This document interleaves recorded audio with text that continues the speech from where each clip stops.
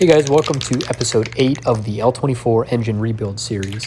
We're going to pick off kind of where we left off with the thermostat housing parts. And right here I'm just giving them a coat of satin clear. It was a little bit windy and I suck at painting to begin with, but I will have plenty of opportunities to get better here.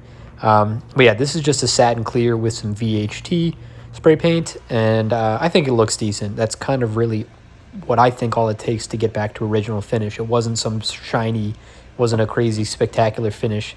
So that's what I think is best here. So at this point I started wire wheeling some of the components that I was going to get zinc plated.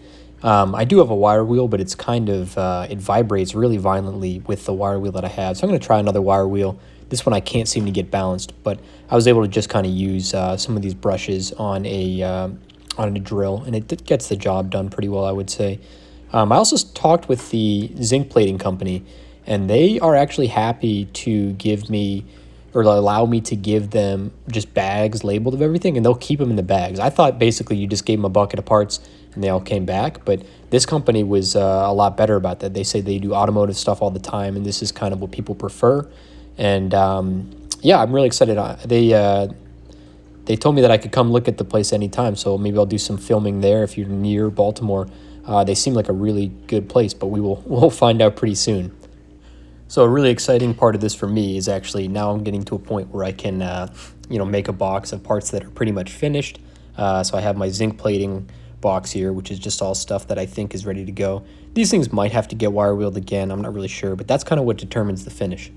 At this point, though, I decided that I would start taking apart the distributor, which is probably an ambitious choice for the next part to disassemble and clean, but it's going okay. I might have to buy some new stuff, and a lot of it is an experiment.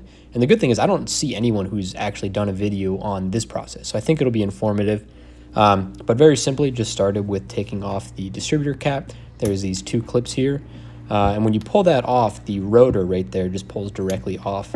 I know this actually because I used to use this as a anti-car theft thing when I would park my 240Z outside, as I would pull the distributor because it would never run without that, and it's pretty easy to take off here. And yeah. So then I started prepping all of the bolts that looked kind of rusty with some rust penetrant spray and just some regular WD-40. But then I proceeded to break two of the bolts that looked like they'd be the most difficult. So I'm not really sure what to say about that, other than that I do need two of those new bolts. But moving on to greener pastures, this lets me remove this, looks like a flange is what I would call it, but I've heard it called like a mounting spacer piece.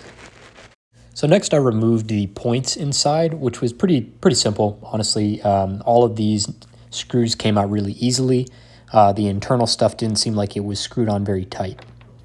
So next I started to remove this points plate on the distributor. It is a little bit easier, I think. I actually think this is probably the only way you can do it, is by disconnecting that little pin that goes up and connects it to the vacuum advance there, and then kind of rotating it when it's tilted a little bit so that you're able to pull it out.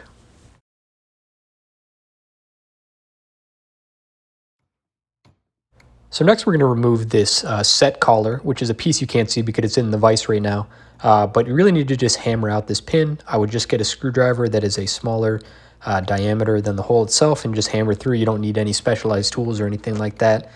Just take your time, and it eventually just kind of hammers out. And then after that, I found it helpful to just hit that set collar. If it doesn't pull out right away, which it might not, just hit it with a hammer and kind of shock it lightly. Probably a rubber mallet would be best. And then you can just pull it off pretty easily. And keep your rubber mallet handy because we're just going to use it to hammer out the mechanical advance shaft. It'll come out, it's all one piece that contains the weights and the springs for the mechanical advance. But I think it's just considered just the general distributor shaft because this is the piece that rotates. So I was finally able to take off the vacuum advance here. I ended up destroying one of the screws because I did not have a impact driver handy and I got impatient. So I'm going to need a new one of those screws as well. But I would recommend don't even try removing these without an actual hand, a hand-powered impact driver that you hammer on so that you have more downward force than rotational. And keep track of washers. I think I'm showing here that the skinnier one goes on bottom. So next I decided to remove these snap clips that attach, that you snap against the distributor cap to hold it on top of the distributor. And these are actually riveted in, but knowing myself, I was going to be pretty frustrated looking at everything zinc plated except for those, because I decided that I didn't want to, go through the hassle of removing them and then finding an equivalent rivet, which I'm going to have to do. But yeah, really the only way I can tell to remove these is to just drill them off and then drop a punch or a small screwdriver through them to take out that rivet.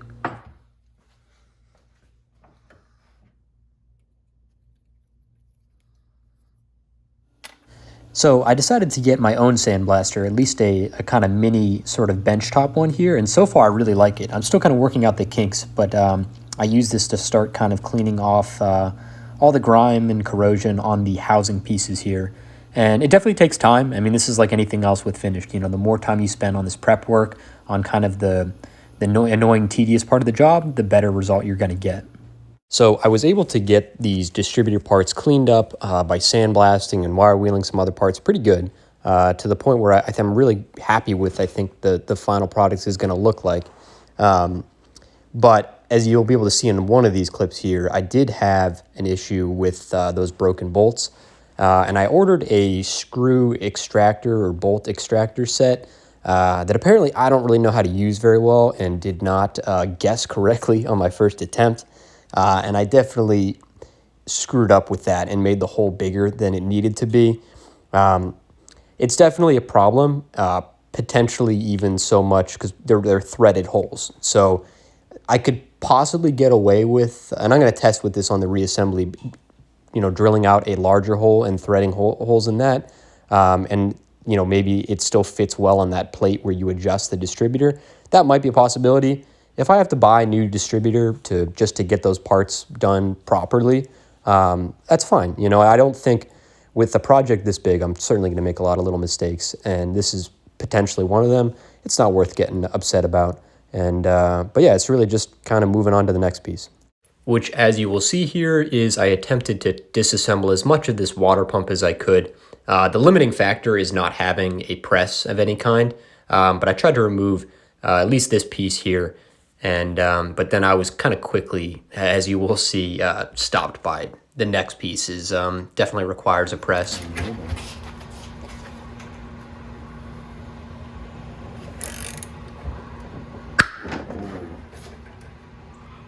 Now that actually might be good. Oh, I don't know. Something broke. So the commentary about my roommate Greg there might actually be correct. Nothing looked broken. Everything seemed straight, and you would imagine that would come off with some force. But apart from this piece, everything else with a water pump, I'm learning, needs to be pressed out from the inside. And this is the part where I'm saying I think I need a press, because the regular, there's no way to really reinforce that piece without grabbing on some of those edges, which I think are going to break if you got to the point where we would actually press it out. So I am going to try to find a machine shop that would allow me to use their press, or would just press this out for me.